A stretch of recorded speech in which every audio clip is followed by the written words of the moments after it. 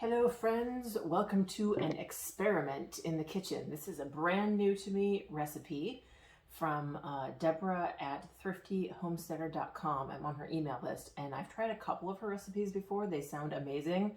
This one I could not pass up. It is spiced pumpkin pudding. And it sounds like exactly my kind of recipe. Take a bunch of stuff, put it in the blender, blend it till it's done. Boil it or cook it on the stove until it's boiling and you're done. So we'll see how this goes. Hopefully it'll be delicious. So 3 cups of milk. I turn it to the cup side so I can see what I'm doing.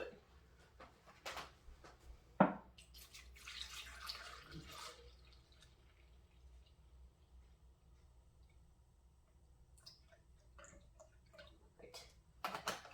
3 cups of milk. I'm going to do the eggs next so I can put those both back in the fridge when I'm done. Okay. That's a big mess. 1,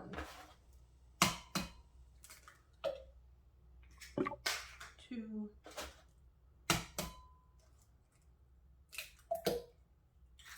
3,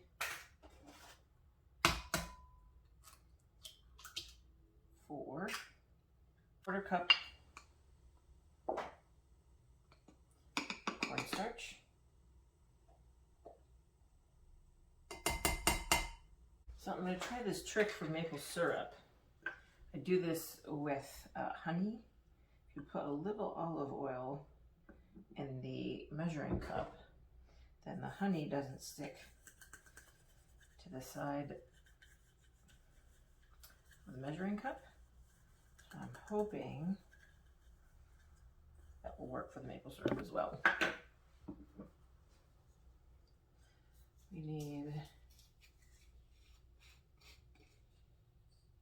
1/2 cup of maple syrup.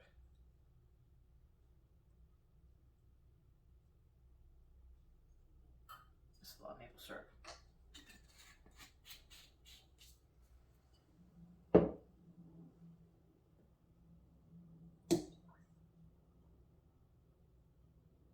Oh yeah, that worked like a champ.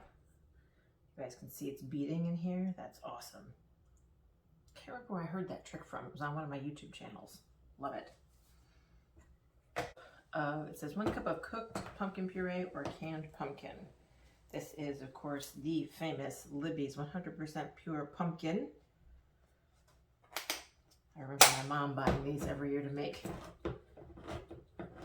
pumpkin pie.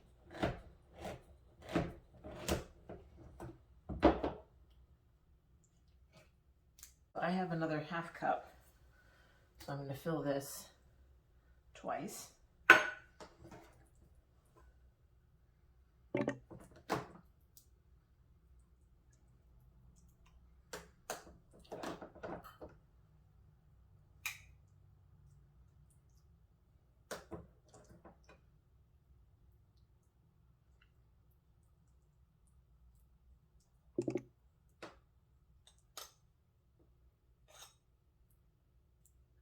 So we're going to call that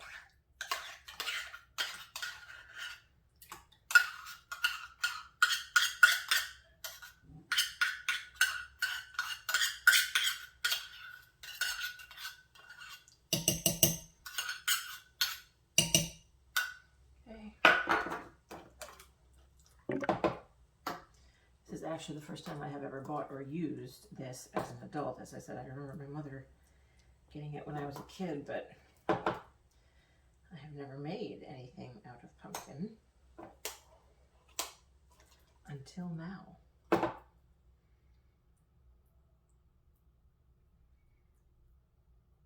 right, looks like it should do it. If you guys have never gotten these before, these are awesome. These are basically a piece of fabric that has been soaked in beeswax, and they work like a reusable piece of cling wrap, and they're awesome because you can just fold them over and rebend them. So The recipe calls for 1 teaspoon of cinnamon, a 1/4 teaspoon of nutmeg, and a 1/4 teaspoon of ginger. However, every recipe I've ever made in the last probably 1.5 or 2 years that has those spices in it has needed more of those then. So I'm going to double what it's asking for, and we'll see how that goes. This is a teaspoon. Problem with this container is that it's getting low enough. It's hard to get in there. Okay, so that's 1 teaspoon.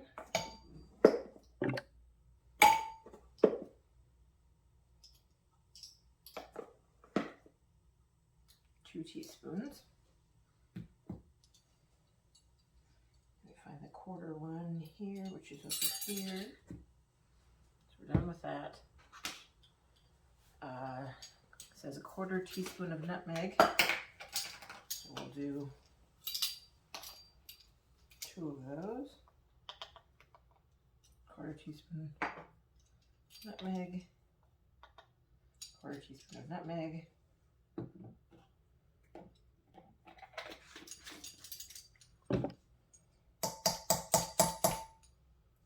Same of ginger.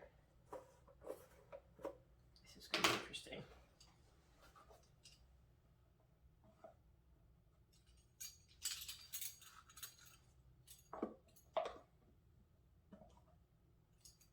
Quarter teaspoon.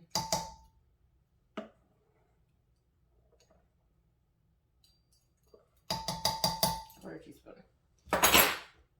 All right. So now the instructions say, so the only one we haven't put in is vanilla, because I put in vanilla literally at the very end. So the instructions now say to blend until it looks like everything is mixed up. So let me put some of these things away, and we're going to go ahead and do just that.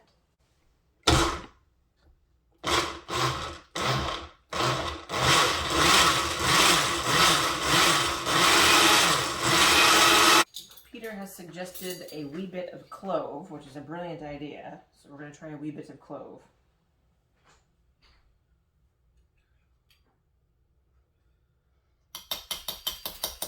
Because who doesn't love clove? And you thought more cinnamon as well, Peter? A little bit more cinnamon. Nothing loath.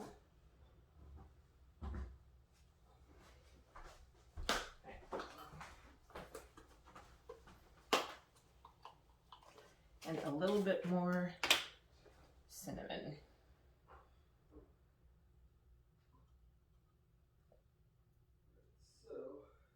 All right, so let's see what that does. Okay, so we have it in the pot, and it is time to stir. So the instructions say to stir for 10 minutes with a whisk. When it gets thick, to stop stirring and let it see if the bubbles rise. And then when they do rise, it's ready. So I will do this for 10 minutes and catch you guys when there's something exciting going on. All right, so we're at 10 minutes, and yes, it has thickened, and yes, there are bubbles coming up. So let's add in the vanilla. Okay. I can do this and also hold the camera.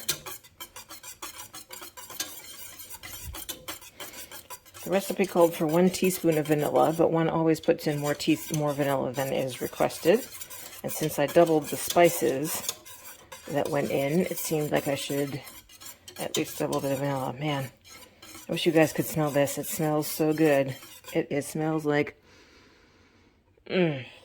really good pumpkin spice things. So the instructions now are to pour into either individual serving containers or a bowl and chill for several hours. So that is what I'm going to do. Okay, so there it is in the fridge. It tastes just like the inside of a pumpkin pie. How do I know, you might ask? Well, because I've been, as any proper cook does, licking out the bowl, and it tastes pretty much exactly like the inside of a pumpkin pie without the crust. It's amazing. I think with a little bit of whipped cream, it would be absolutely delightful, and I am going to thoroughly enjoy licking out this pot, and I can't wait to taste it once it has chilled. So good night for now, and I will see you tomorrow morning for the post-chill taste test. Good morning, friends. This is our lovely spice pudding after it has set in the fridge. It looks delicious. It's definitely more substantial than it was when it was in its liquid form. So let's have a wee bit of this for breakfast. It's healthy, right? Because pumpkin is a vegetable. Vegetables are good for you. So let's have a taste. So what it tastes like is the inside of a pumpkin pie, which I suppose should be no surprise, because I'm fairly certain this is what you would put in the inside of a pumpkin pie. But it's incredibly light. It doesn't have too much of a pumpkin flavor. I'm not a big fan of gourd flavor, so it doesn't taste like pumpkin, too much like pumpkin. It tastes enough like pumpkin and enough like the other spices in there to actually be quite delicious. So I think I might increase the amount of spice I put in it next time, the cinnamon, nutmeg, ginger, and clove, because I would like it a little bit stronger, but it is really quite good. I have a feeling if I had some whipped cream to put on top of it, I could pretend it was a pie without the pie crust, and it would be spot on. So thanks for coming along on this journey. I hope you're having a great day, and I will see you soon.